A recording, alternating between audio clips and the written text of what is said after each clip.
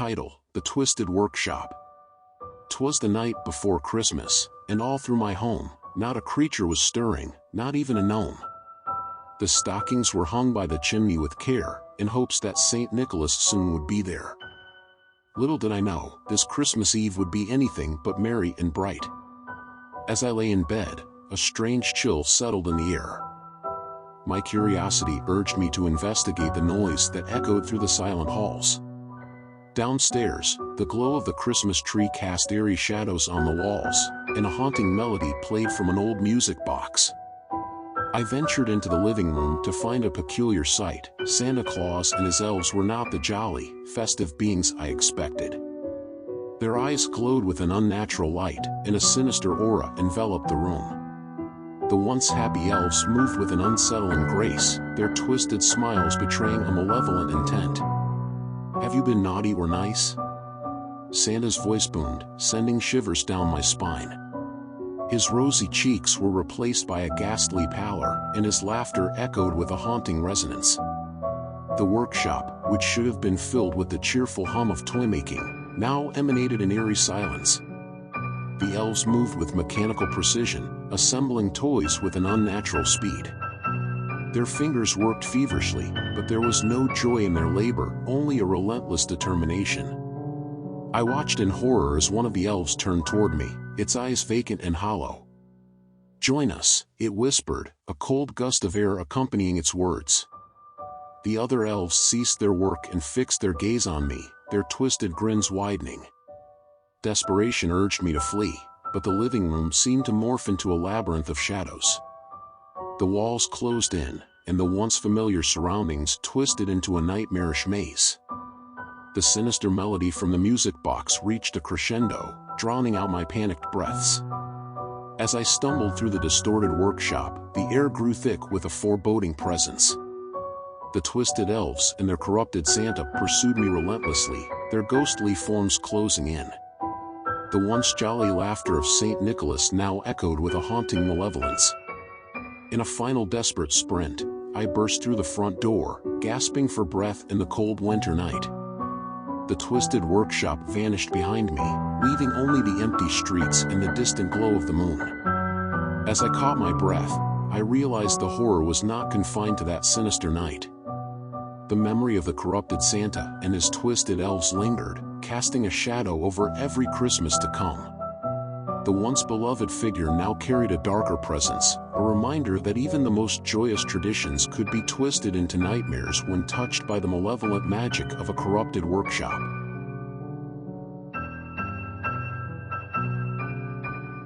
Title: The Silent Sleigh. It was Christmas Eve, and the anticipation of Santa's arrival filled the air. The house was adorned with twinkling lights, and the scent of freshly baked cookies wafted through the rooms. Excitement bubbled within me as I nestled in bed, hoping for a glimpse of the jolly old man and his trusty reindeer. As the clock struck midnight, a hushed sound echoed from the snowy expanse outside.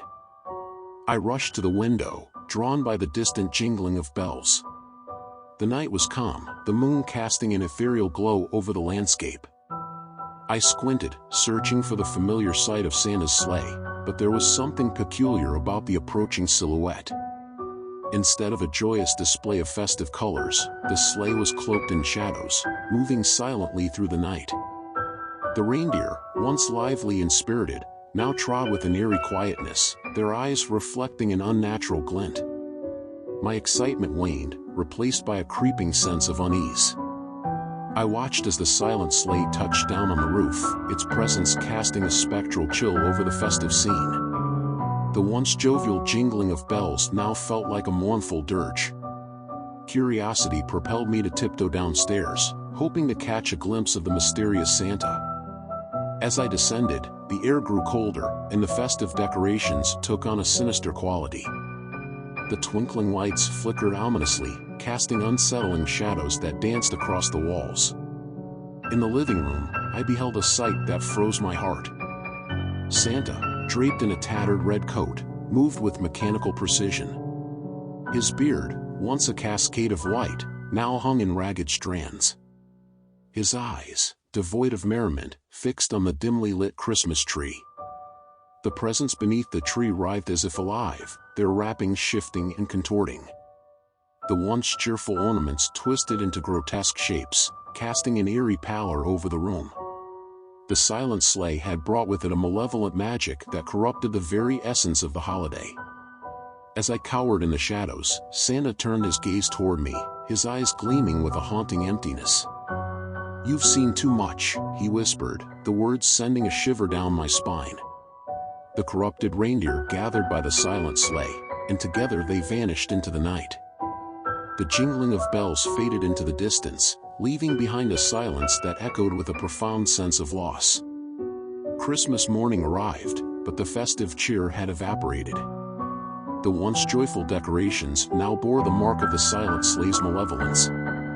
The presents beneath the tree, once filled with promise, exuded a sense of foreboding. From that night forward, the magic of Christmas had been tainted by the haunting memory of the silent sleigh. The joyous anticipation transformed into a cautious dread, a reminder that even the most cherished traditions could be distorted by the silent presence that lingered on that fateful Christmas Eve. Title: The Withered Wreath.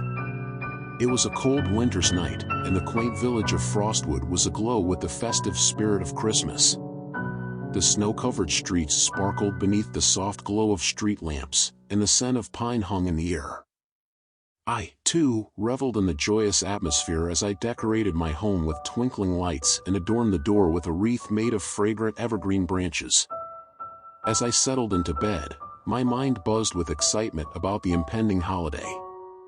Sleep came slowly, and I found myself awoken by an odd sound, soft, mournful caroling drifting through the frosty air. The sound seemed to beckon me outside, into the stillness of the night. In my slippers and robe, I ventured into the hushed village. The moon cast an ethereal glow over the snowy landscape, and the caroling grew louder, guiding me to the heart of Frostwood. There, I discovered a small group of carolers, their faces obscured by hooded cloaks, standing before a dilapidated mansion that had long been abandoned. As I approached, the carolers fell silent, turning their masked faces toward me. The leader, clad in a tattered Santa suit, extended a skeletal hand, offering a withered wreath. Its once lush evergreen branches were now brittle and lifeless. "Share the spirit of Christmas," the leader rasped, the words carrying an otherworldly weight. Curiosity overcoming caution, I accepted the withered wreath. The moment it touched my hands, a chill seeped through my veins, and the air around me grew thick with a haunting presence. The carolers resumed their mournful singing, and the mansion's windows flickered with spectral lights. As I placed the withered wreath on my door, the world shifted. The festive lights of Frostwood dimmed, and the once joyful carolers revealed their true nature, a ghostly assembly of figures, trapped in a spectral chorus. The dilapidated mansion loomed behind them, its windows now glowing with an eerie light. Inside my home, the withered wreath hung ominously. The air, once filled with the scent of fresh pine, now carried the aroma of decay. The twinkling lights on the Christmas tree flickered erratically, casting ghastly shadows on the walls. In the dead of night, the spectral carolers visited my dreams, their mournful melodies echoing through the corridors of my mind. I awoke to find the withered wreath had claimed the festive decorations, twisting them into grotesque forms that writhed with an otherworldly energy. Desperation gripped me as I sought to rid myself of the cursed wreath. I attempted to burn it, but the flames danced in unnatural patterns, refusing to consume the withered branches. I buried it in the frozen ground, only for it to reappear on my doorstep the next morning. The village of Frostwood continued its festive celebrations, oblivious to the malevolent force that now clung to me. The spectral carolers and the haunted mansion became my constant companions, a haunting reminder of the withered wreath's curse.